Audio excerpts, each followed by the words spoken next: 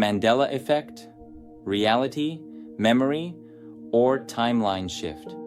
Have you ever remembered something clearly, only to discover that it never existed that way? A movie line you swear was spoken differently. A logo you remember one way, but history says otherwise. A name that feels wrong when you see it written correctly.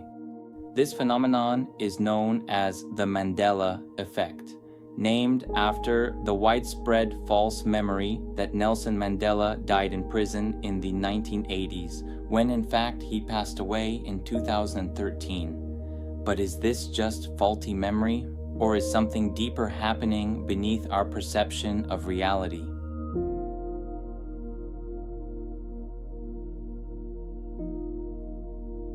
Section 1. What is the Mandela Effect? Psychology explains the Mandela Effect as confabulation, the brain filling gaps with patterns.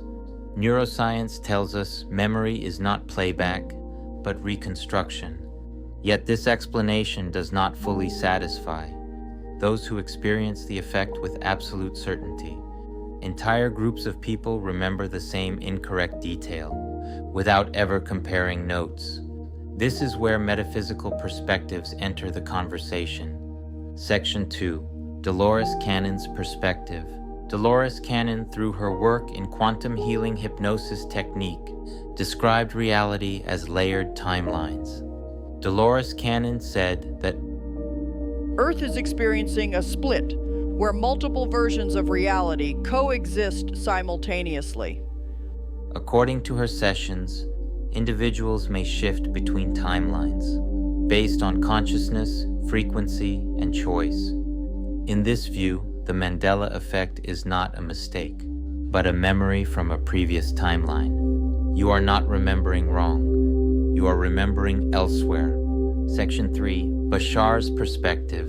Bashar, channeled by Daryl Anka, approaches this from a physics-based model of consciousness. Bashar said that reality is recreated every moment, frame by frame, but there is no single timeline, there are only infinite parallel versions. Each decision, each shift in belief, moves consciousness to a slightly different version of Earth. From Bashar's perspective, the Mandela Effect occurs when consciousness shifts timelines, but memory retains elements from the prior version. The world didn't change, you did. Section 4. Matías de Stefano's perspective. Matías de Stefano frames the Mandela Effect through collective memory and dimensional overlap. Matías de Stefano said that time is not linear. It is spherical. Past, present, and future coexist as accessible information fields. When collective narratives shift through trauma, awakening, or evolutionary leaps, the shared memory field updates. some people adapt instantly, others retain access to the previous version.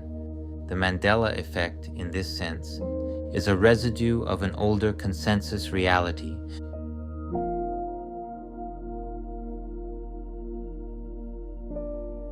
So what is the Mandela Effect? A neurological glitch? A psychological artifact? Or evidence that reality is more fluid than we were taught? Across these perspectives, one thing is consistent. Reality is not fixed. Perception is participatory. The question is not which memory is correct, but rather, how many realities are we moving through without noticing?